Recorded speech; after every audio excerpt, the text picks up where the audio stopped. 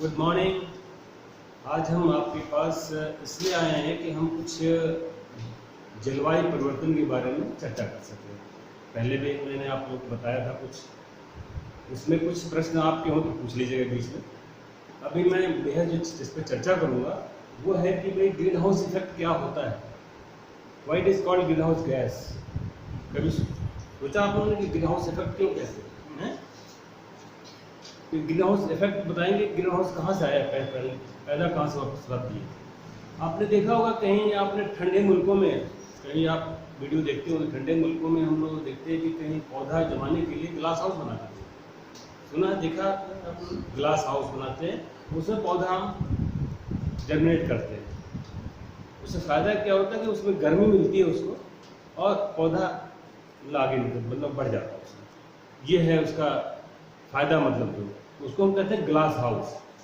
और जो गर्मी मिलती है उसको ग्लास हाउस को ग्रीन हाउस भी कह देते हैं। ग्रीन हाउस मतलब पौधे जिसमें रहते हैं ग्रीन होता है, ग्रीन हाउस कहते हैं। अब ग्रीन हाउस इफेक्ट को हम गैसेस, ग्रीन हाउस इफेक्ट और गैसेस को जोड़ा हमने। जब भी आप सूरज को देखिए, सूरज में से जब किरणें निकलती हैं तो जनरली क्या होता है उसमें अल्ट्रा वायलेट रेज होती है, जानते होंगे आप। अल्ट्रा वायलेट हो गया एक विजुअल जो हम देखते हैं, एक इंफ्रारेड। दोनों अल्ट्रा वायलेट इंफ्रारेड दोनों दिखाई देती है। अल्ट्रा वायलेट रेज जब पड़ती है तो वो जो ओजोन का लेयर है ऊपर, सुना ओजोन का लेयर है, वो ओजोन के लेयर से रुक जाती है। यदि ओजोन का लेयर न हो तो क्या होगा, उसके बहुत दुष्परिणाम होंगे। त्वचा पर कैंसर हो सकता है और आंखों में प्रॉब्लम हो सकती है, शरीर में चकत्ते हो सकते हैं, सब प्रॉब्लम हो सकती है। तो वो जो अल्ट्रा वायलेट रेज वहाँ से निकल जाती है ऊपर की तरफ, तो वो हमारे नीचे नहीं आ पाती है।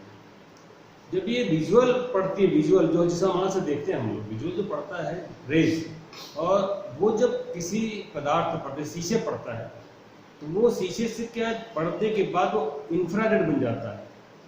इंफ्रारेड मतलब उसको कहेंगे हम कि उसकी टेक्निकल टर्म इंफ्रारेड है, लेकिन उससे गर्मी मिलती है। मतलब वो गर्मी के तरंगों में बदल जाता है। उसका वेवलेंथ, यदि आप साइंस के विद्यार्थी हो सकते हैं तो वेवलेंथ उसका, और जो हमारे जो विजुअल होता है, विजुअल जो दिखता है आंखों से दिखता है रेस, और जो इंफ्रारेड, उसके इंफ्रारेड का वेवलेंथ बढ़ जाता है। मतलब वो गर्मी पैदा हो जाता है, और गर्मी की वजह से जो ग्लास हाउस होता है गर्म रहता है, निकलता नहीं। तो उसको क्या हम कहते हैं कि ग्लास हाउस इफेक्ट या ग्रीन हाउस इफेक्ट। समझ में? ग्रीन हाउस कहाँ से आता है? ग्रीन हाउस इफेक्ट से कहते हैं। मतलब ग्रीन हाउस में जो सूरज की गर्मी लेकर गर्म किया उसको, तो गर्म हो गया, वो काफी देर गर्म रहता है ठंड में भी। तो इसको हम लोग इसको ग्लास हाउस प्लस उसी को ग्रीन हाउस कहते हैं, green house effect. Green house effect का मतलब जिन गैसें द्वारा वातावरण को गर्म करें, वो ग्रीन हाउस गैस कहते हैं। ठीक है ना? ग्रीन हाउस गैस आपको पता लग गया। अब ग्रीन हाउस गैस जनरली आपने सुना होगा क्या क्या गैस होती है। कार्बन डाइऑक्साइड हो गया, मीथेन हो गया, आपके नाइट्रोजन, मतलब वो हो गया आपका नाइट्रस ऑक्साइड हो गया, और ओजोन हो गया, ओजोन भी गैस बनती है, वाटर वेपर हो गया। मतलब इस तरह की चीजें हैं जो कि हमको वातावरण में पैदा हो रही हैं और गर्म कर रही है। आज हम बेसिकली इस पर चर्चा करेंगे कि किस गैस का कितना पीरियड रहती है, वो वातावरण में कितना पीरियड रहती है, कितना उसका दुष्परिणाम होता है, कितने पीरियड तक रहती है, उसकी पोटेंसी क्या है, कितना गर्म करती है। मतलब पोटेंशियल का मतलब जैसे कार्बन डाइऑक्साइड कितना गर्म करती है, मीथेन कितना गर्म करती है। इसके लिए एक शब्द हमने एक है इसमें, जिसमें कि हम लोग कहते हैं global warming potential. Global warming potential मतलब जो बिन मौसम जो लोग सब्जी उगा लेते हैं, वो लोग भी इसी तरह बॉक्स, शीशा का बॉक्स बना लेते हैं। हाँ, बिल्कुल। और इस प्रकार से बिन मौसम भी सब्जी को कर सकते हैं। जनरली ठंडे मुल्कों में होता है, और जनरली आप यूनिवर्सिटी में जाएंगे आप, तो जहाँ बॉटनी का होता है ना सब्जेक्ट, वहाँ पे वो बनाते हैं ग्लास हाउस दिखाने के लिए, है ना। तो अब ये जो, अब तो समझ में आ गया ग्रीन हाउस इफेक्ट का मतलब क्या, आप जान गए। अब ये गैसेज नहीं, ये गैसेज आपको बताई थी गैसेज है। इन गैसेज की क्या रेजिडेंस पीरियड है, मतलब वातावरण कितने दिन रहेंगी और उनकी तीव्रता क्या है। तो उसका एक शब्द हम यूज करते हैं ग्लोबल वार्मिंग पोटेंशियल। मतलब उस गैस का कितना गर्म करते हैं। हम मानते हैं कार्बन डाइऑक्साइड को कि उसका पोटेंशियल जो भी गर्मी उससे निकलता है, जब गर्मी पैदा होती है उससे या रोकती है उसको हम कहते हैं, मान लीजिए एक कुछ भी दे दीजिए उसको, मान लीजिए 10 जूल हमने दो दिया, उसकी उष्मा निकलती है 10 जूल, उष्मा की जो यूनिट है जूल होती है, 10 यूनिट होती है। अब हम यदि मीथेन की बात करें तो मीथेन उससे 25 गुना ज़्यादा है, मतलब 25 गुना ज़्यादा हीट पैदा करते हैं, मतलब 10 की जगह 25 × 10 250 जूल हो जाएगा। आप समझे? ये कार्बन डाइऑक्साइड को हमने माना है 1, उसके रिस्पेक्ट में हमने गैसेस को वर्गीकरण किया है, ठीक है ना। जैसे आपने बताया CH4 का, वैसे नाइट्रस ऑक्साइड का हो जाए करीब 260 है। कुछ और गैसेज है जो हम यूज करते हैं, उनका जो हम लोग AC इसको यूज करते हैं 10,000 तक है। तो हमें ये आप इसमें जो चर्चा कर रहे हैं उसमें कि जो गैसेज हैं जिनसे वातावरण गर्म हो रहा है, अभी केवल हम लोग सुनते हैं CO2, मीथेन, ये 2-3 ज़्यादा सुनते हैं, और ढेर सारे इसमें हैं जिसमें हमने जो हम लोग यूज करते हैं, AC में यूज करते हैं, कुछ और अपने इलेक्ट्रिकल इक्विपमेंट में यूज करते हैं। तो ये जो चीज़ें इसमें आती हैं, कुछ चीज़ें ऐसी होती हैं जो कि हम गाड़ी चला रहे हैं, गाड़ी से निकलती हैं, वो बनती हैं, उससे प्रॉब्लम होती है, उसमें होती है। तो ये सब पे हम अब शुरू करते हैं कि हम आपको कि इसके पहले तो ईल इफेक्ट तो पता है आपको, ग्लोबल वार्मिंग ईल इफेक्ट क्या होता है, मतलब गैसेज बन गई, गैसेज हैं, उसका इफेक्ट क्या है, ग्लोबल वार्मिंग जो आपका से इफेक्ट क्या है। इफेक्ट ये है कि जो ग्लोब, अगर हमारा पृथ्वी गर्म हो जाएगा तो उसके ऊपर जो बना हुआ ग्लेशियर है वो बहुत तेजी के साथ पिघलने लगेगा। जितने स्पीड में पिघलना चाहिए उससे कई गुना ज्यादा स्पीड में पिघलेगा, जिससे कि नदी की जलधाराएं बढ़ जाएंगी और नदी का जो ग्लेशियर जो हमारे पीने योग्य जल है वो अननेसेसरी समुद्र में समा जाएगा। और जी, ग्लेशियर आपने बिल्कुल सही कहा आपने, ग्लेशियर जो है ये आपका सबसे ज़्यादा असर ग्लेशियर पड़ रहा है। अभी आपने सुना होगा, यदि आपने उत्तराखंड में गोमू ग्लेशियर उत्तरकाशी के पास, वो 25 जो है 25 मीटर या 25 मीटर पर ईयर पीछे खसक रहा है। तो एक तो ये हो गया, आपने कहा गर्मी हुई कैसे, गर्मी इसलिए हुई कि हमारा जब हमने औद्योगिक काल शुरू हुआ था हमारा 1850-1900 के बीच में उस समय जो उसकी तीव्रता थी गैसेस की 280 ppm था, अभी आपका 415-16 हो गया होगा, बढ़ गया। इसकी वजह से गर्मी पड़ गई। गर्मी का पता जैसे आपने बोला कि ग्लेशियर पड़ता है, ग्लेशियर बहुत तेजी से पड़ रहा है। ग्लेशियर से पड़ने से क्या होगा, पानी आपने बताया पानी समुद्र में चला जाता है, समुद्र में क्या करता है, लेवल उसका रेज कर देता है। लेवल रेज करने से क्या होगा, जो आसपास रहने वाले लोग होंगे या तो हटेंगे, वहां से हट जाएंगे, हटाना पड़ेगा, या तो प्रॉब्लम होगी उनसे। दूसरा परिणाम उसका ये है कि वो जो पानी जो बढ़ता है, बढ़ने के बाद जो वाटर बॉडी जो पीने वाला पानी होता है, जो वाटर बॉडी का वहां स्रोत होगा, उसको भी गंदा कर दे, उसको भी पॉल्यूट कर देता है, समझा। तो इस तरह से एक नुकसान ये होगा उसका। दूसरा कि जब वहां से जब पानी, जब आप कह रहे हैं कि बर्फ पिघल रही है, बर्फ पिघल के और नदी में जा रही है, तो आपने बताया जैसे कि हमारा पीने का पानी जो है बताया था कि 2.5% है टोटल, 97.5% सलाइन वाटर, 2.5% पीने का पानी है जो पूरे संसार में, जो भी हमारे ग्लेशियर्स में, ग्लेशियर में उसकी मात्रा 69% है, 30% ग्राउंड वाटर है, 1% नदी और तालाब और जो मिला लीजिए उसमें। अब वो सारा जो पानी जाके आपका जा रहा है, नष्ट हो रहा है, और उससे क्या हो रहा है, जब जा रहा है नीचे से, जब बारिश होती है, जब आपको जरूरत पानी की, तब आपको नहीं मिलता है, बिना जरूरत के पानी आपके नीचे चला जाता है। जब जरूरत होती है, जो बर्फ जमना चाहिए, बर्फ नहीं जम रही है, उसमें बर्फ नहीं जम रही है, तो क्या होगा, बर्फ घट रही है, तो उसका जो नेचुरल फ्लो जो होगा कम हो जाएगा। जब हमें जरूरत होगी पानी को, सब पानी नहीं मिलेगा हमको, तो उसका क्या असर होगा, यदि हमको सिंचाई के लिए पानी नहीं मिलेगा या पीने पानी नहीं मिलेगा, क्या क्या होगा, उससे परिणाम हमारी उपज कम हो जाएगी, उपज कम होगी। गर्मी होने की वजह से भी उपज कम हो जाती है। यदि वातावरण गर्म हो जाए तो जो भी हमारे खेतों में जो कार्बन डाइऑक्साइड, जो चीज कार्बन होता है, वो रिलीज हो जाता है, तो कार्बन जो होता है वो हमारी उपज को बढ़ाता है, वो बाहर है। गर्मी होने से जो समुद्र में टेम्परेचर बढ़ेगा, तो वहां से जो CO2 उसमें कंजर्व किया हुआ बाहर निकल जाएगा, ठीक है ना, गर्मी होने के प्रॉब्लम। तो ये जो आपने बताया कि वहां हमने कि पानी, वहां बर्फ जम नहीं रही है, तो बर्फ जम नहीं रही तो क्या हो रहा है, बारिश हो रही है, बर्फ पड़ रही है, और बर्फ साथ साथ पिघल रही है, इसलिए आप देखते हैं काफी ज्यादा उसमें बारिश से पानी आता है, उसमें पानी आता है बिना मौसम के, ठीक है ना।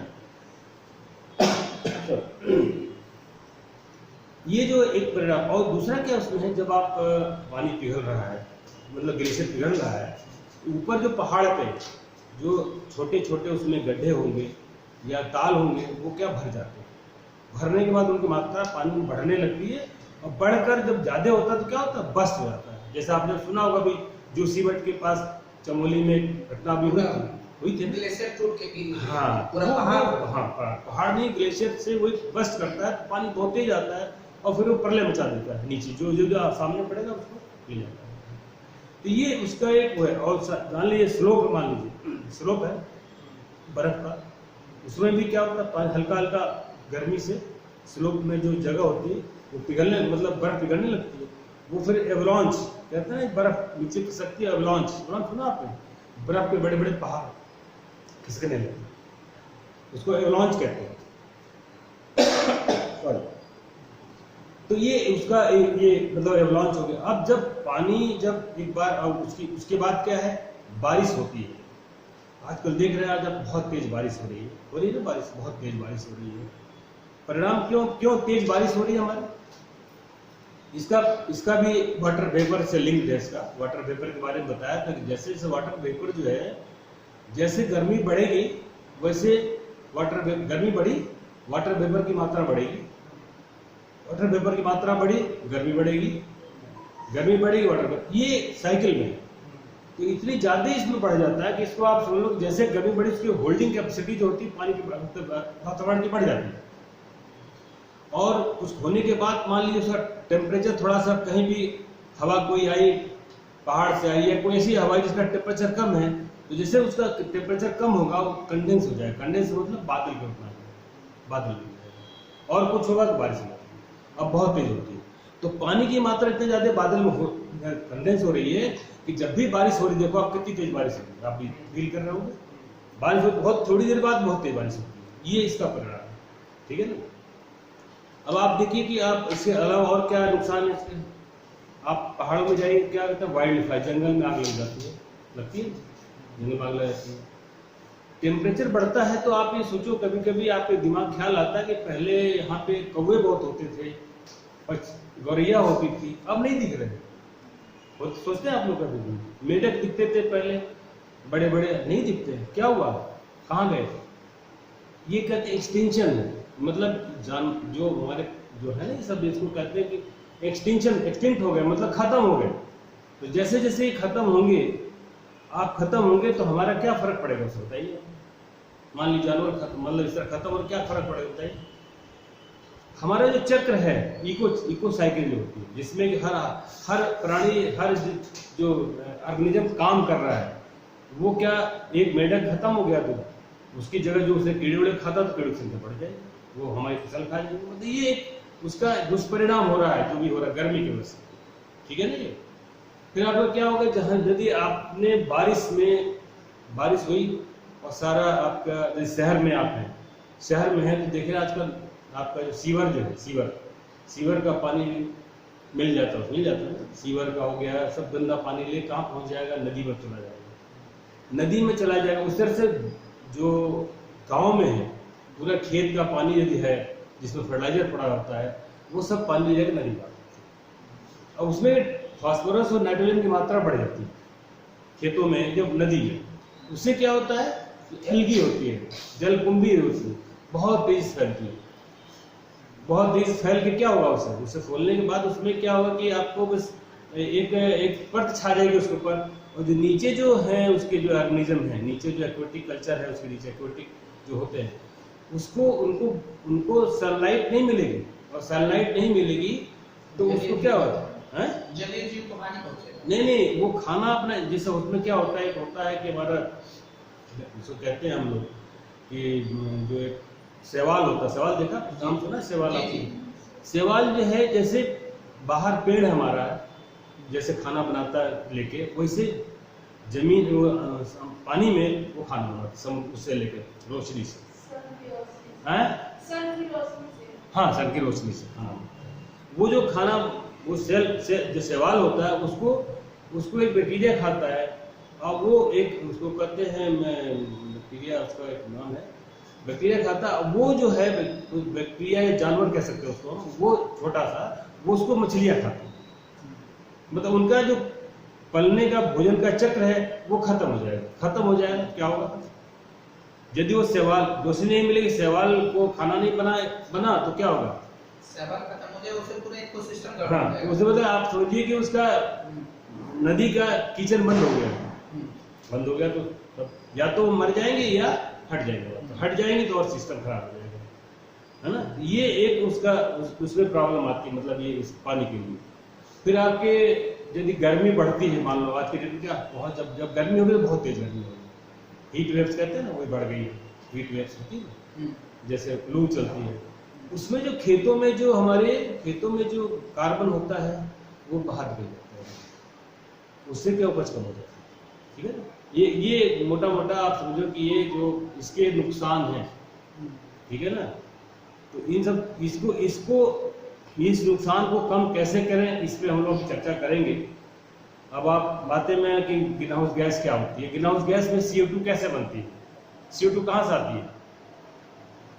जैसे हम लोग आज से जब से इंडस्ट्रियल एरा शुरू हुआ है तो हमने पेड़ काटे, खेत बनाया, ठीक है ना। पेड़ काटने से क्या हुआ, पेड़ जब कट गए तो जो कार्बन डाइऑक्साइड को लेकर ऑक्सीजन बना रहे वो खत्म हो गया। आपने एग्रीकल्चर शुरू किया, उससे वहां से आपको मीथेन और कार्बन डाइऑक्साइड निकल रहा है।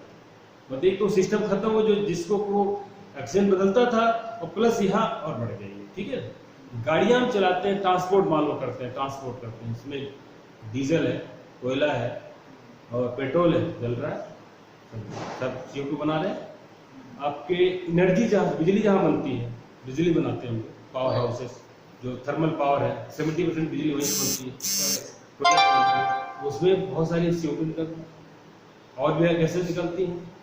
आप फैक्ट्री में चले जाइए, फैक्ट्री में चले जाइए, हर किसी फैक्ट्री में चले जाओगे, चाहे फूड की हो, चाहे वो स्टील की हो, चाहे वो कोई फैक्ट्री लो, सीमेंट की हो, चाहे ऑयल एंड रिफाइनरीज हो, सब में हम यूज कर रहे हैं भट्टियों को या कोयले को या डीजल को यूज कर रहे हैं। उससे क्या होता है, सब CO2 बना रहे हैं। सीमेंट जो हम बनाते हैं, सीमेंट में आप समझो कि 1500 मतलब 300 kg कोयला जो है 1 टन सीमेंट बनाने में लगता है, 300 kg।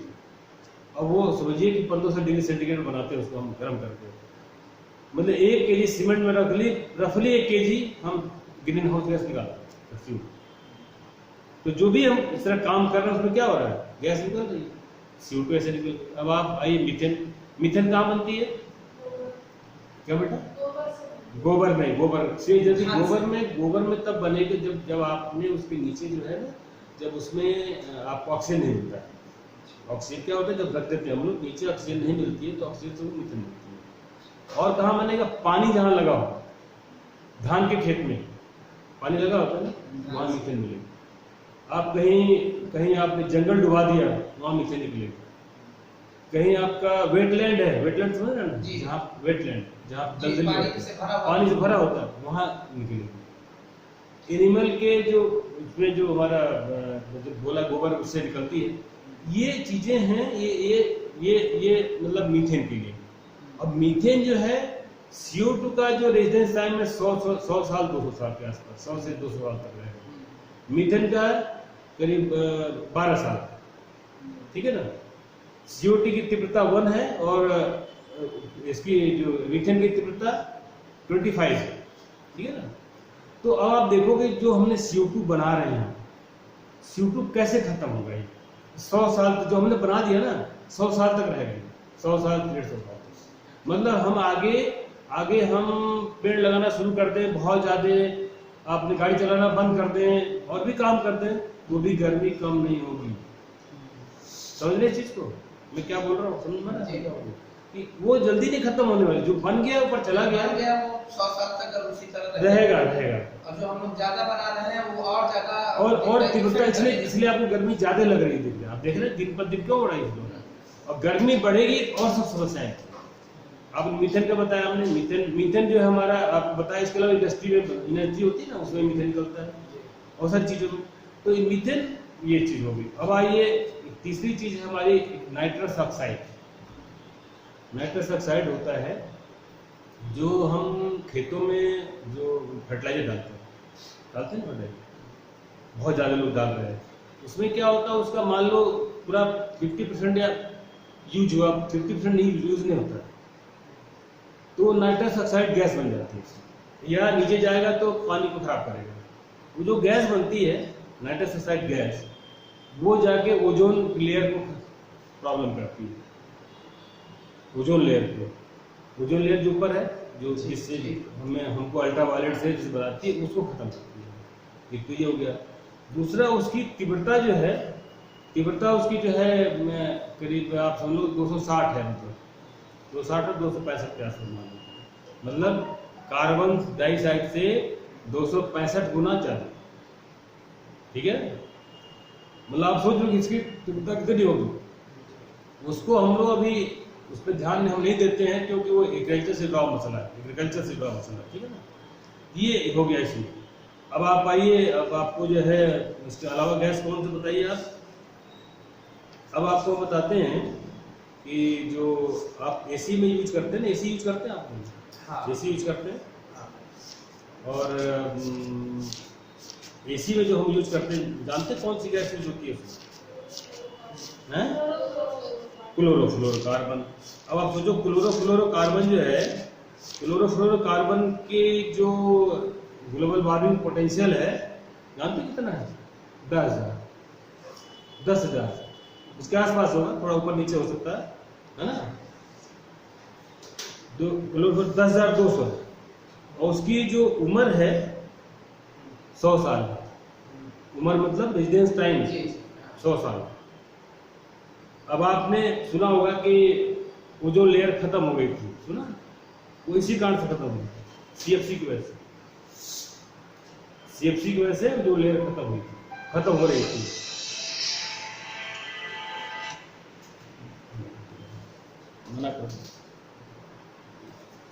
सीएफसी जो है, सीएफसी की वजह से वो जो लेयर खत्म हो रही, तो सीएफसी को बैन किया गया। बैन करने का मतलब ये हुआ कि उसको हमने कहा कि भाई इसको प्रोडक्शन बंद कर दिया जाए इसका, और इसको इसके लिए एक हमने एक मॉन्ट्रियल प्रोटोकॉल, नाम सुना आपने? हाँ, मॉन्ट्रियल प्रोटोकॉल बनाया गया जिसमें कि इस तरह की गैसेस को हम खत्म कर दें, इसका बनाए नहीं ना इम्पोर्ट करें।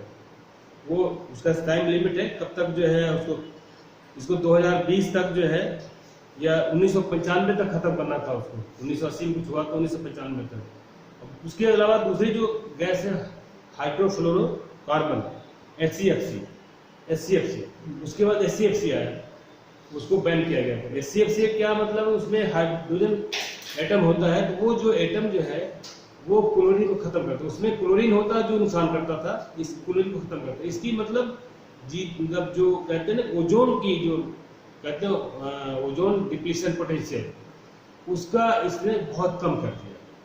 जिसमें उसमें बहुत ज़्यादा था, पूरा खत्म करता था, वो इसमें कम हो गया। इसका मतलब समझ रहे हैं, जो ओजोन की लेयर जो थी सीएफसी से खत्म हो जाती थी, मतलब मान लो 90% खत्म करता था, तो ये मुश्किल से बहुत 10% है, 5%, तो बेहतर हो गया। लेकिन इसका भी जो GW ग्लोबल वार्मिंग पोटेंशियल वो भी काफ़ी था, उसका भी 2000-2500 के आसपास है, कई चीज़ें इसमें वो भी था। इसके बाद एक और आया, अपने इसमें आप समझो कि इसको कहते हैं कि HFC आया, कई तरह कैटेगरी में आई। इसमें आने से उनका ये तो हो गया कि ODP 0 कर दिया। ODP 0 का ओजोन डिप्लीशन पोटेंशियल 0 हो गया, लेकिन उनके जो है वो क्या हुआ, वो रहे, मतलब ग्लोबल वार्मिंग पोटेंशियल कम हुआ लेकिन खत्म नहीं हुआ, है ना। इसमें 2-3 तरह की गैसेज मैं बता रहा हूँ, आप यदि आप नोट कर सके तो मैं आपको बता रहा हूँ कि इसमें क्या क्या। एक गैस का बताऊंगा आपको, जैसे आप लो, या जैसे आप लीजिए जो CFC का लीजिए, R12 ये गैस है CFC में, उसका ग्लोबल वार्मिंग पोटेंशियल 10,680 है, और उसका जो ओजोन डिप्लीशन पोटेंशियल है 0.820 है। मतलब क्या हुआ, मतलब 0.820 मतलब 82% ओजोन खत्म कर देंगे जो हमारा बना, ठीक है ना। अब इसी के आप दूसरी लीजिए HCFC, जो उसके बाद वाली कैटेगरी जो सुधार किया गया था, उसमें आए R22 है, नोट R22 गैस का नाम है। इसका ग्लोबल वार्मिंग पॉइंट 1810 है, 1810 GWP 1810, ODP 0.05 मतलब 5%, ठीक है ना, 5% हुआ, ठीक है। अब HCFC हो गया। अब दूसरी आई एक और कैटेगरी आई HFC, ठीक है ना। HFC में आप लीजिए R134, ये इसका GWP है 1430 और ODP 0, ODP समझे ना, ओजोन डिप्लीशन पोटेंशियल, ठीक है। और आप आइए मैं दूसरा बताता हूँ R452A, ये है हाइड्रोफ्लोरो ओलिफिन्स, जिसमें R452A, इसका ग्लोबल वार्मिंग पोटेंशियल 2140 है, ODP 0 है। तो जो तक हमने बनाया था अभी तक, उसमें सबकी जो है GWP ग्लोबल वार्मिंग पोटेंशियल की वैल्यू थी, कम नहीं हो रही ज़्यादा, कुछ कम हुई, किसी कम ज़्यादा, लेकिन है अभी भी। अब जो इनके से क्या हो रहा है, हम गर्मी बढ़ रही है, इसके हिसाब अब हम लोगों ने इजाद किया है, या जो लोगों ने साइंटिस्ट ने खोजा है, हम अब इनऑर्गेनिक या नेचुरल कह सकते हैं, नेचुरल हम जो आपका ये रेफ्रिजरेंट ला रहे हैं। इसका पर्पज क्या था, AC भी यूज करते थे, गाड़ी भी यूज करते थे हम, जहाँ जब बनते हैं कोल्ड स्टोरेज वहाँ यूज करते हैं हम लोग, जो भी होता है। इसमें अब जो है उसकी जगह पर भी प्रपोज हो गया कि हम क्या लगाएंगे, अब नया चीज आ गई जो नेचुरल रेफ्रिजरेंट आ गया। अमोनिया से बनता है, कार्बन से बनता है, उसका नाम है R717, नोट करिए, R744। एक अमोनिया कहते हैं, एक कार्बन डाइऑक्साइड से बनता है। इन दोनों का ODP 0 है और GWP भी 0, समझ रहे हैं। ओजोन डिप्लीशन पोटेंशियल 0 है दोनों का, मतलब ना ही वो ओजोन खराब करेंगे, ना ही ग्लोबल वार्मिंग बढ़ाएंगे। अब ये गैस हमको अभी तक यूज नहीं हो रहा है। अभी मैं बताऊं, आपको घटना बता रहा हूं, मैं अभी होंडा में अपनी गाड़ी सर्विस कराने गया था, तो मैंने उनसे GM से मिला, मैंने पूछा भाई आप कौन सी गैस यूज करते हैं, तो उन्होंने बताया सम समथिंग कुछ मुझे, हमने कहा भाई इसमें तो GWP ज़्यादा है इसका, इसको तो आप चेंज करिए। तो उन्होंने कहा सर हम देखेंगे इसको। उन्होंने कुछ एक गैस और बताया जिसमें कम था, हमने स्विच करिए। कल उनका फ़ोन आया मेरे पास, बताया उन्होंने कि सर मैंने वहाँ बात किया, लेकिन अभी इसके अनुरूप हमारा वो बना नहीं, क्या कहते हैं, कुछ इंजन जो है वो, या उसमें कुछ चेंज हो रहा है, या अभी वो बैन अभी 2030 तक है, ऐसा कुछ है, 2020 ऐसा कुछ है। उन्हें कोई बात नहीं, आप जानकारी हो तो आप सब कर लेंगे। तो बहुत लोगों को जानकारी भी नहीं, जैसे हम AC खरीदने जाए तो पूछे कौन सी गैस यूज करते हो, उसमें पता होना चाहिए ये गैस यूज कर रहा हो तो हमारी ये होनी चाहिए, ठीक है ना। इस तरह से आप AC हो जो भी गाड़ी में, मतलब जब भी नई चीज कोई लेने जाए आप, जिसमें गैस लगती हो, एयर कंडीशनर लगता हो, तो उसमें पूछे, ठीक है ना। ये तो हो गया आपका इसका गैसेस का हो गया। अब आप बताइए, इससे बहुत बड़ी चीज एक और है।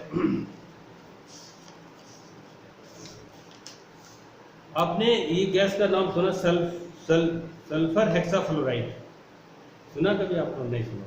SF6 कहते हैं इसको। SF6 कहाँ यूज होता है? जहाँ पे हम बिजली का, जहाँ पे यूज करते हैं, पावर हाउस हो गया, पावर स्टेशन हो गया, जहाँ पे करंट को ब्रेक करना हो, करंट ब्रेक करते हैं ना, जैसे फ्यूज लगाते हैं, वहाँ पे आजकल हम उसको एक कहते हैं, उसको स्विच गियर, स्विच गियर में हम उसको SF6 को यूज करते हैं। उसका फायदा क्या है कि उस गैस के रहने से, मतलब यदि उस गैस के होने से बहुत कम स्पेस में हम यूज कर लेते हैं, बन जाता है हमारा इक्विपमेंट। यदि वो हम उस गैस को नहीं यूज करें तो उसे 2.5 गुना ज़्यादा हमको बनाना पड़ेगा उस चीज़ को। यदि हम 2 तार यहाँ लाते हैं, यदि उस गैस में मान लीजिए SF6 लगा हुआ है, तो उसको थोड़े में भी ये जुड़ नहीं सकता आप, जैसा ना कभी 2 तार रखे तो आग चिंगारी निकलती है ना, तो उसमें ऐसा नहीं हो सकता SF6 में। बाकी यदि हमें एयर में कर दे तो जुड़ जाएगा। तो ऐसा होना चाहिए जो जुड़े नहीं। इसको हम कहते हैं स्विच गियर यूज करते हैं, इसको कहते हैं करंट ब्रेकिंग कहते हैं, या फ्यूज कहते हैं, जिससे ये हम यूज करके हम अपने जो घर में या जो पावर स्टेशन में इलेक्ट्रिकल इक्विपमेंट है तो उसको बचा लेते हैं। मतलब हम रिपेयर करना, मान लो तो फ्यूज लगाते हैं ना, फ्यूज हट लगा दिया, रिपेयर कर लिया फ्यूज से, या किसी जो हमारा ये इक्विपमेंट है उसको ब्रेक कर दिया, करंट काम कर लिया। तो ये इसमें जो है, जो सल्फर हेक्साफ्लोराइड गैस है, इसकी जाती ग्लोबल वार्मिंग पोटेंशियल कितना 23,500, समझ में आया? 23,500 मतलब यदि 1 kg गैस से निकल जाए गलती से ऊपर की तरफ तो कितने 23,500 kg CO2 के बराबर होगा। समझ में? कितनी तीव्रता है इसकी?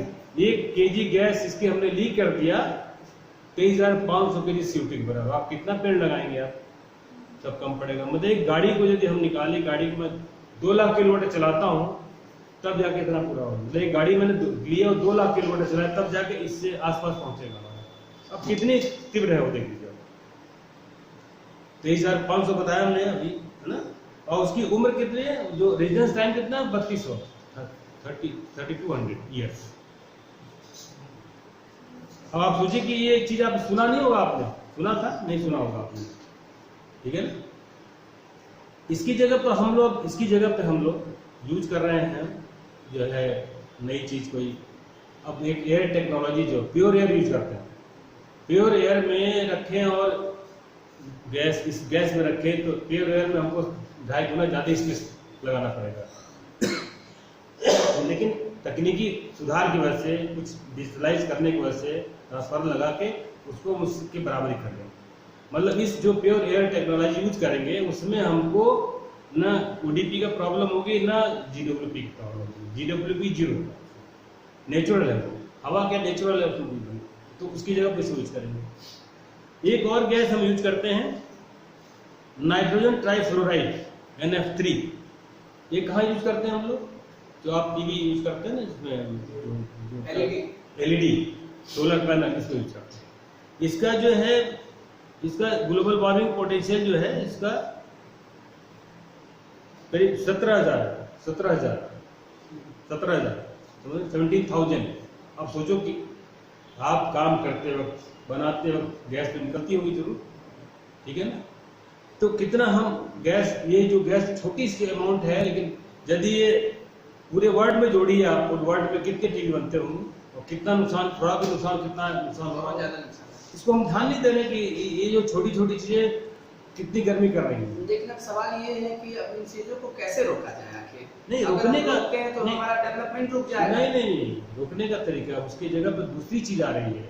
अब आपकी जगह, उसकी जगह फ्लोरीन एक आ गई है जो यूज करेंगे। जैसे अभी आपने देखा, हमने बताया आपको जो SF6 में आप पूरे आप ले वर्ल्ड में तो करीब 30 मिलियन मान ली बने स्विच गियर। आप सोचिए कि 30 मिलियन में कितना गैस कितनी बार मतलब लीक हुआ होगा और कितना नुकसान पहुंचा। ये अब हमारी जानकारी में आ रहा है, अभी आप लोग जानते नहीं है, हम जानकारी में आ रहा है, बहुत लोग नहीं जानते इस बारे में। हम आपको अवेयर कर रहे हैं कि ऐसी चीजें हैं। हम पेड़ तो लगाएंगे, जब 23,500 निकाल दिया हमने, पेड़ लगा, गाड़ी हमने 2 लाख चलाए तब जाके 1 kg के बराबर आएगा SF6 के बराबर। गाड़ी में 2 लाख किलोमीटर चलाऊं तब SF6 के बराबर आएगा 1 kg। 1 kg SF6 निकाल दूं मैं और गाड़ी 2 लाख किलोमीटर चलाऊं तब बराबर। सोचिए 10 इमेजिन कितनी तीव्रता है उसकी। इसको हम ध्यान नहीं दे रहे थे। ये सब भी चीजें भी ध्यान देने की योग्य है, इसमें कैसे ध्यान दिया जाए इसको, और हो रहा है, इस पर कार्रवाई हो रही है, चीजें आ रही है सामने। अब आपने एक चीज और सुना होगा, ये तो हो गया ब्लैक कार्बन, कभी नहीं सुना होगा आपने। ब्लैक कार्बन जैसे आप गाड़ी, जब हम लोग गाड़ियाँ दिल्ली में सुनते हो, गाड़ी बहुत चल रही है, दोपहर बाद क्या होता है कि बहुत गर्मी हो जाती है, अलर्ट जारी करना पड़ता है, ओजोन बनती है उसमें। और यदि शाम को आप घर जाओ, अपने रुमाल से नाक में उंगली डालो, तो ये जो ब्लैक जो है थोड़ा निकलेगा, ब्लैक निकलेगा, दैट इज ब्लैक कार्बन। वो जो है हम जब हम अपने फ्यूल जलाते हैं तो प्रॉपर्ली जलता नहीं है, वो ऐसे पार्टिकल आ जाते हैं। अब ये पार्टिकल इतने ज्यादा खतरनाक है, आपको लगता है कि सिंपल है, लेकिन ये जो है ये गर्मी को बहुत तेजी से बढ़ाते हैं। जब भी रेंज पड़ती है ना, उसका जो है उनको ये इनका यदि मैं लूँ कि भाई 20 साल का इसका मैं एवरेज लूँ ग्लोबल वार्मिंग पोटेंशियल का, इसका 4,470 समझ रहे, और 100 ईयर्स का एवरेज है 255 1100 के आसपास। मतलब क्या हुआ कि वो जो पार्टिकल जो दिन में जो दोपहर के आसपास निकलता है, वो जो है बहुत ज्यादा गर्मी पैदा है।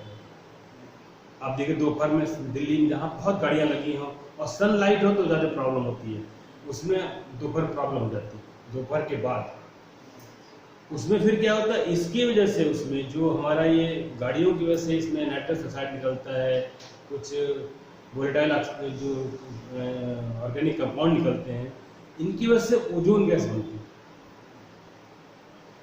ये गाड़ी की वजह से, कोयले को हाई टेम्परेचर जलाने की वजह से ये गैस निकलती है, और निकलने के बाद वो सनलाइट में, सूरज की रोशनी में वो क्या बनाती है, ओजोन बनाती है। ओजोन ऊपर नहीं रहती, ओजोन ऊपर तो अच्छा काम कर रहे हैं, वही विषैली गैस है, लेकिन वो हमारे संपर्क में नहीं तो अच्छा काम करती है, वो हमें बचाती है। ये ओजोन हमें नुकसान करती है, जो हमारे संपर्क में आती है, स्वास्थ्य को खराब कर देगी, श्वसन प्रॉब्लम गड़बड़ हो जाएगा, सांस लेने में प्रॉब्लम होगी आपको। जो आपके रबर के चीज़ें हैं, उनकी रबर का जो उसकी जो इलास्टिसिटी ब्रिटिल हो जाएगा, डाई आपकी कम, कपड़े का डाई खत्म हो जाएगा, डाई होती, मतलब ये सब ऐसा रहेगा इसमें। तो ये ओजोन कितनी खतरनाक है।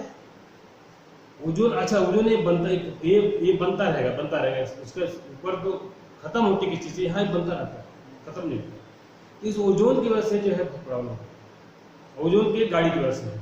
इसको कैसे रोक सकते हैं आप? इसको रोक सकते हैं हम साइकिल चलाएं भी, इलेक्ट्रिक इंजन, हाँ, मतलब सोलर से यूज करें, इलेक्ट्रिक इंजन यूज करें, तब हम रोक सकते हैं।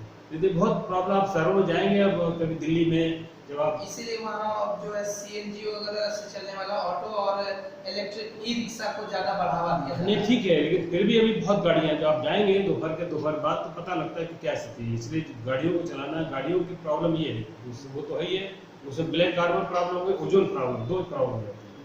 ओजोन से स्वास्थ्य प्रॉब्लम हो जाती है, उसमें अलर्ट जारी होता है सर में, ठीक है ना। इसकी तीव्रता ओजोन की, ये भी ओजोन जो है इसकी तीव्रता भी करीब कितना है ओजोन के हमारे, ये भी आपका, यदि मैं 20 साल का लूँ इसको, 918 है, वैसे 100 ईयर में 62 है इसका, ओजोन की भी ग्लोबल वार्मिंग पोटेंशियल, मतलब कार्बन से 62 गुना खतरनाक है ये। यदि 20 साल का एवरेज लो तो ये 918 गुना ज्यादा है। तो ये छोटी छोटी जो ये आप देख रहे हैं ना, इसमें कई चीजें जो गैसी नहीं, केवल हम CO2 मीथेन जानते हैं, बाकी इतने सारे कारक हैं जो गर्मी को बढ़ा रहे हैं, तो हम पता नहीं। तो इनको, ये जो चीजें हैं, और इसके अलावा अब आइए, ये तो हो गया, इसके अलावा वाटर वेपर जो है सबसे ज्यादा नुकसान, वाटर वेपर जो है ये 50% हीट को बढ़ा देता है। बिल्कुल, बादल जब अंधेरा रहता है तो हीट इंडेक्स ज्यादा होता है, टेम्परेचर कुछ होगा लेकिन वो जो गर्मी होगा महसूस ज्यादा होता है। नहीं महसूस, टेम्परेचर यदि बादल है, यदि ह्यूमिडिटी है, यदि जो प्रेशर हो रहा है तो बढ़ता रहे, पता नहीं इस बढ़ता रहे टेम्परेचर, तो ये वो 50% बढ़ा देता है। आप देखें ना आज गर्मियों में कितनी बरसात कितनी गर्मी लगती है, कभी बहुत लगती है गर्मी, उसका नहीं है। तो ये हमारे जो इसमें इतनी चीजें हुई, ये जो बता रहे हैं, इसमें इन चीजों को रोकने के लिए क्या बना हुआ था? रोकने वाले के अपने बोला CFC वाले के लिए तो मॉन्ट्रियल प्रोटोकॉल एक बना हुआ था, जिसकी वजह से कार्रवाई हो रही है। मॉन्ट्रियल प्रोटोकॉल हुआ था, जो मॉन्ट्रियल बना था। उसके बाद गैस को, जो ये हमारी ग्रीन हाउस गैस के लिए भी, ग्रीन हाउस गैस का भी जो है आप जो काम हुआ, उसमें भी आप देखोगे, एक तो पहले हमारा क्वेटा प्रोटोकॉल था, क्वेटा में एक जगह बनाया गया था, उसमें प्रोटोकॉल किया कि इतने गैसेस कम करनी है। फिर दोहा में हुआ था, लास्ट में अभी पेरिस में हुआ था, जो बताया था मैंने पीछे, पेरिस एग्रीमेंट। हाँ, उसके पहले तो समझौते और थे ना। तो पेरिस वाले में आपको पता ही है, पेरिस में क्या क्या हमने उसमें बनाया था कि भाई आपको जो उनका पेरिस का वाला ये है कि इसमें हम तो टेम्परेचर को हमें 2 डिग्री से नीचे रखना, 2 डिग्री सेल्सियस से 1.5 डिग्री तक उसको ले जाना, करना, परसों करना, 1.5 डिग्री से ऊपर ले जाना। एक तो ये हो जाएगा, मेन उनका एक कंसर्न नहीं है, ठीक है ना। और इंडिया ने क्या कमिटमेंट दिया उसके लिए आपस में? इंडिया ने दिया था कि भाई हम जो है इसमें 40% हम जो बिजली उत्पादन करेंगे वो न्यू, मतलब आप सोलर से, विंड से, हाइड्रो से करेंगे, कोयले से नहीं करेंगे। ऐसे चीज करेंगे जो गैस उत्पादन नहीं करती, जो मतलब जो ग्रीन हाउस गैस नहीं इमिट करती, ऐसा। यही वजह है कि दिन पर दिन भारत कोयला का आयात कम करते जा रहा है। अब ये तो हम नहीं कह सकते कि हो सकता है कम करना चाहिए, अच्छी बात है, कम करने हमारे घर तो बंद हो जाना चाहिए।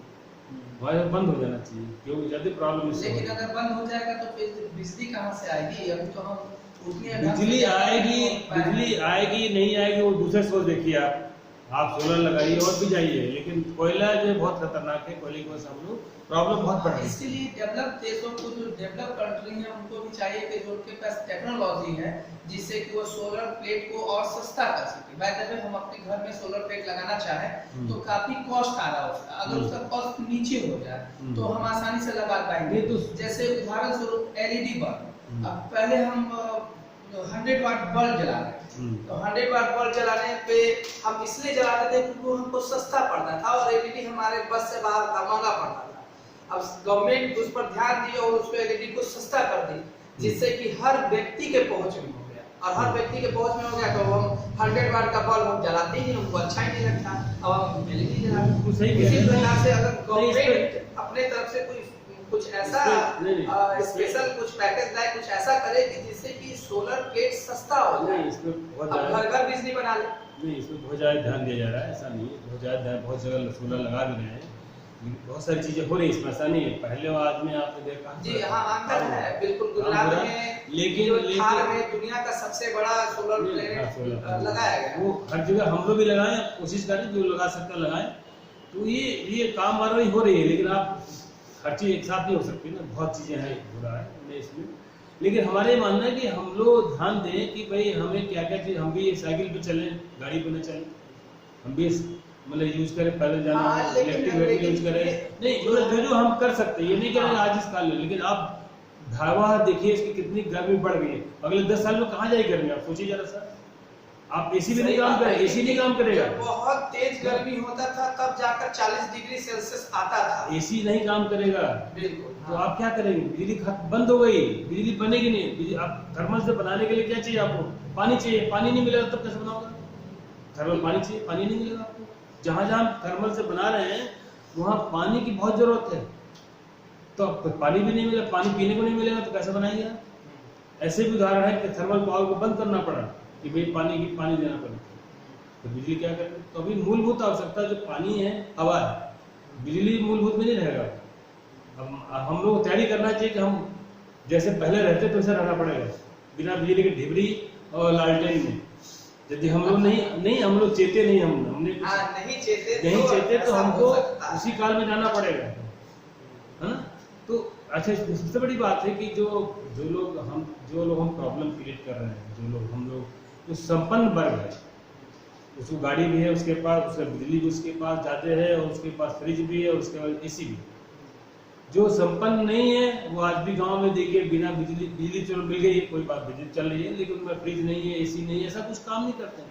वो हमारे लिए फेवर कर रहे हैं, हमारी वजह से उनका कष्ट, उनकी फसल कम हो रही है, फसल की उपज कम हो रही है, हम जो बाकी लोग। और यदि फसल की उपज कम होगी और जनसंख्या बढ़ रही तो क्या होगा, भुखमरी आ जाएगी, कुपोषण हो जाएगा, कुपोषण होगा, मतलब ये चीजें होगी, पानी भी कम होगा। तो इसलिए हमको बहुत ही चीजों को ध्यान देने की बात है। इसमें मैंने आपको ग्रीन हाउस गैस के बारे में, गैस के अलावा बहुत सारी चीजें मैंने बताई है आपको, कि ऐसे चीजें हैं जो कि हमें प्रॉब्लम में, आपने सुना नहीं होगा ये सब चीजों को, नहीं बताया हमने, तो ये बहुतों को नहीं है पता, तो बताने की जरूरत है। मैं इसको और जगह भी स्कूल में जाके बताना है, और जगह बताना है कि भी आप जाओ, ठीक है ना। तो यदि आप लोग कुछ पूछना है तो यू कैन आस्क एनीथिंग, कुछ मन में सवाल है बताओ। सर ये बता दीजिए कि ओजोन की जो लेयर होती है वो कितने किलोमीटर तक होती है? ये करीब हमारे 6 से लेके 30 किलोमीटर तक की 6 किलोमीटर जाएंगे ऊपर, 6 से लेकर, उसे एग्जैक्टली बता दूंगा, लेकिन 30 किलोमीटर के आसपास तो हो सकता है। उसको मेजर करने के लिए कौन सी इकाई आती है? किसको लिए? Ozone layer. ओजोन लेयर का फोटोग्राफ लेते हैं, फोटोग्राफ में पता लग जाएगा आपको, ऊपर से फोटोग्राफ जो लेते हैं ना तो पता लग जाएगा, उसकी दिखाई देगा। अभी आपको आप नेट पे खोलो, आप अपने उसे ओजोन लेयर डालोगे तो मिल जाएगा फोटोग्राफ, वहाँ यहाँ पतला हो रखा है, यहाँ मोटा हो रखा है। अंटार्कटिका में पतला हो गया था, जिससे ओजोन लेयर खत्म हो गई थी, तो दिखाया है। तो आपको अभी आप नेट से निकालो, मिल जाएगा आपको जल्दी। और कोई चीज, एनीथिंग एल्स? हाँ सर, मेरा प्रश्न है, बताइए। इन चीजों को रोका कैसे कम कैसे किया जाए, आखिर इसका क्या रास्ता है नहीं, कि देखिए, हम अभी- कम कर सके। देखिए अभी ऐसा है कि देखिए अभी तो कुछ चीजें ऐसी जो कि हम पहले अवेयर होना बहुत जरूरी है। पहले हमें जानकारी होना बहुत जरूरी First of है all, क्या aware होना क्या क्या बहुत चीजें जरूरी नुकसान है। पहुंचा रही हैं। जैसा भी हद तक हम CO2 जानते थे, मीथेन जानते थे, वाटर वेपर भी बहुत कम लोग जानते थे। लेकिन अभी क्या है कि भी आपको AC के बारे में बताया, AC वाले कितनी गैसेस क्या क्या कर रही है, AC वाले मेन चीजें। तो जैसे अभी आपको बताया हमने टीवी में जो हमने सोलर पैनल में यूज लग रहा है गैस हुई है, अब वो चेंज हो जाए तो स्थिति और बेहतर होगी, मेरा मानना है कि टेक्नोलॉजी में जैसे हमने SF6 को बदलने के बोला। कुछ चीजें हैं जो मेरे हाथ में नहीं है, जैसे बाय द वे जैसे कहा गया कि साइकिल से चले, आपने कहा साइकिल से चले, तो अब अगर हमको एक लंबा दूरी तय करना है तो हम साइकिल से नहीं चल पाएंगे ना। बस से चल सकते हैं। हाँ, बस से चल सकते हैं, ये हो सकता है, लेकिन ये प्रॉब्लम का परमानेंट सॉल्यूशन नहीं, नहीं है। आप- अब कहने का मतलब है कि अनाज कम हो जाए तो हम खाएं कम, प्याज महंगा हो गया तो खाएं कम, ये टेम्पररी सॉल्यूशन। उसके जिम्मेदार कौन है? हम हैं, लेकिन इसके लिए लेकिन तो इसके- कुछ वैकल्पिक व्यवस्था होना चाहिए कि हम गाड़ी से भी चले, हम बिजली भी पूरा उपयोग करें, लेकिन इसका इफेक्ट पॉल्यूशन में यानी कि गवर्नमेंट में ना हो, कम से कम। संभव नहीं है। संभव तभी जब सोलर यूज करेंगे, संभव तभी तो जब क्या हम यूज अपने करेंगे। आने वाले पीढ़ी, आने वाले जनरेशन को ये समझा सकते हैं कि नहीं भाई आप गाड़ी से उनको न समझा चलिए? सकते नहीं है, पहले हमको करना पड़ेगा। हम गाड़ी से नहीं चले, हम साइकिल से चले, हम पैदल चले, हम अपनी चीजों का उपभोक्ता जो चीजें बना रहे हैं। अब हम घर में LED ही न लगा, ये प्रैक्टिकल अभी ये हमको सोचना पड़ेगा कि भाई हमको कहाँ तक सुविधा लेनी है और कहाँ तक नहीं लेनी है। हमारा डिसीजन है कि हम अपने बच्चों को अच्छी सुविधा दें या ना दें, बच्चों को हम गर्मी में झेलने दें उनको या ना दें, ये हमारा डिसीजन है कि या बच्चों को क्या करना है, हमको डिसीजन लेना पड़ेगा। अब हमको समाज में रहना है तो समाज के अकॉर्डिंग भी तो हमको चलना होगा ना। समाज तभी रहेगा ना जब हम रहेंगे। बिल्कुल सही है, यदि हम एक खत्म हो गए, सुन लीजिए, हम हाँ। खत्म हो तो समाज क्या करेगा? समाज क्या पकड़ेगा? हमें ये सबसे ज्यादा बर्निंग इशू है, बता दूं आपको। अब जैसे मोबाइल से निकलने वाला रेडिएशन सबसे बड़ा प्रॉब्लम ये भी है, जिससे कि इकोसिस्टम गड़बड़ होता है, इस पे पशुओं पे पक्षियों पे इसका ज्यादा इफेक्ट है। पहले हम देखते थे कि हमारे छत पर कबूतर गौरैया ये लोग आते थे, ये लोग कहाँ लुप्त हो गए पता नहीं। गौरैया वो कम लोगों के घर में देखने को मिल रहा तो है। बोला ही था, तो उसका कारण वो भी है, उसका कारण गर्मी नहीं। तो ये सब मूलभूत प्रश्न हैं और इनको हमको सबको मिलकर सोचना पड़ेगा। बच्चों को ज्यादा प्रॉब्लम होने वाली है। हमने मान लो मैं अपनी लाइफ हम लोग अपनी Complete लाइफ कर आधा लगभग बिता चुके इनके हैं। इनके आने वाली जो पीढ़ियां हैं उनको बहुत प्रॉब्लम होनी है। जी। इसके लिए हमें ही सोचना पड़ेगा, दूसरा कोई नहीं सोचेगा। हमको उनके कुर्बानी देनी पड़ेगी। लोग जान देते हैं ना, हमें भैया छोड़ना पड़ेगा, इसे छोड़ना पड़ेगा, कुछ और चीज करनी पड़ेगी, अदरवाइज नहीं बचेगा ये। हमने कहा ना कि जिस तरह से बढ़ रहा है, इसके लिए तो फिर गवर्नमेंट को अपने जो हमारे साइंटिस्ट हैं उनको डेवलप। चलिए, thank you very much for this introduction, thank you. बताया नहीं जाता इसलिए जो है, इसलिए वही कंपनियां जो काम कर रही है ना, जो गैस बनाती बताती नहीं, उनका बिजनेस खत्म हो जाएगा और जो ऑर्डर भी नहीं हो रहा है। तो ये सब चीजें जब अवेयरनेस जाएगी, हम जाएंगे दुकान पर, पूछेंगे AC खरीदना भी है, ये नहीं लेंगे, इसकी बस कौन सी खरीदा होगा। तो ये है, पता नहीं कितना ठीक हुआ, कुछ सही